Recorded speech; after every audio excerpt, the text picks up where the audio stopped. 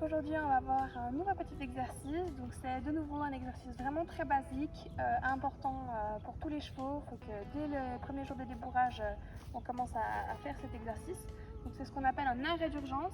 C'est ce qui nous permet d'arrêter notre cheval en cas de problème, de le tourner en face du danger. Si on a un doute, si le cheval commence à s'emballer, ça l'arrête. Donc le principe c'est de venir faire la flexion en croisant les postérieurs. Donc avec le nez au genou et les postérieurs qui se croisent, le cheval ne peut plus avancer, ne peut pas reculer, ne peut pas se mettre debout, ne peut pas donner de coups de cul, donc il est complètement arrêté et ceci permet de soit avoir le temps de calmer le cheval ou de le punir s'il a fait une bêtise, enfin de le faire travailler s'il a fait une bêtise, ou soit si la situation est trop dangereuse, de descendre de cheval sans se prendre un coup ou quoi que ce soit. Donc pour cet exercice, il faut déjà pouvoir faire des flexions et bouger les postérieurs comme il faut. Donc on va se mettre au pas.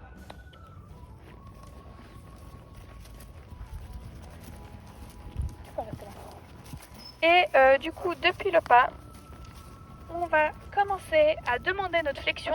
Et en demandant notre flexion, on va venir mettre la jambe sur les postérieurs pour venir les croiser, arrêter les antérieurs et avoir le nez au genou. Donc il faut bien que ce soit les postérieurs qui viennent se croiser et les antérieurs qui s'arrêtent et le nez qui vienne au genou. Donc dans ces exercices-là, il y a plusieurs choses à faire attention. Il faut bien penser à mettre cette jambe. Parce que si on vient avec que la reine, quand on est au pas ou au petit trot, ça pose pas de problème parce que le cheval arrivera à s'équilibrer. Mais si on est dans une situation où ça va vite ou c'est stressant, si on met que la reine, on pourrait faire tomber le cheval sur le côté. Donc c'est vraiment très important de toujours avoir cette jambe sur soi.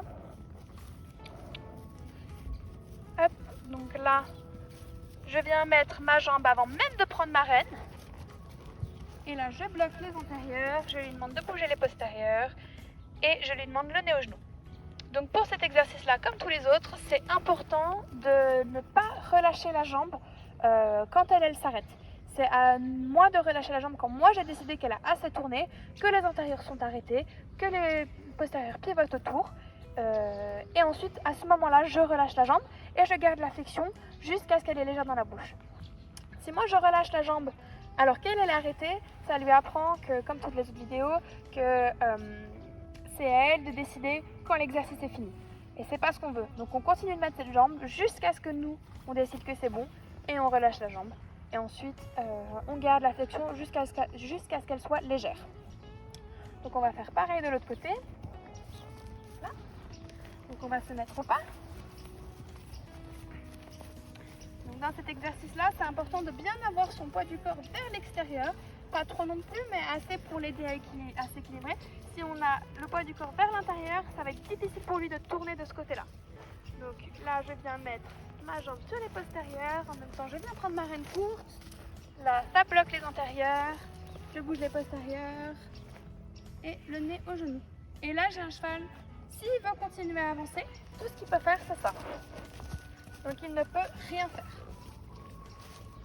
Et là, jusqu'à ce qu'elle soit légère. Ensuite, je relâche la reine. Donc cet exercice est pareil au trot.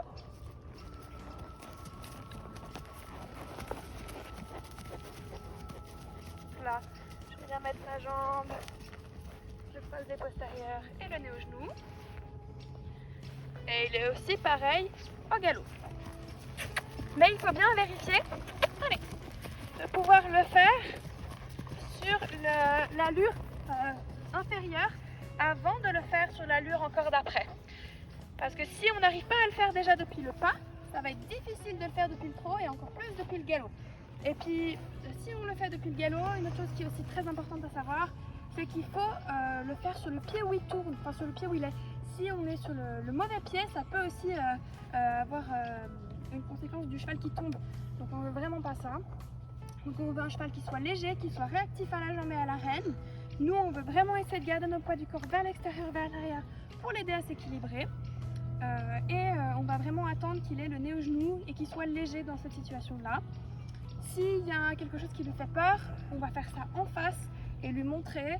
Et on relâchera seulement quand on sait que soit on est en sécurité, soit on est descendu ou on est prêt à en refaire un directement après au cas où il y a le problème continue.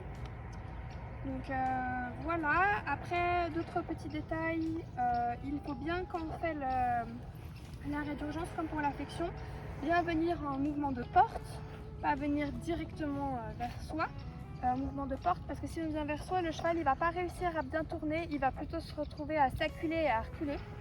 Donc on va bien en mouvement de porte et on vient bien jusqu'à derrière la hanche pour que le nez soit bien vers le genou. Donc voilà, j'espère que vous avez tout compris. Si vous avez aimé la vidéo, n'hésitez pas à liker et à commenter et à partager. Au revoir!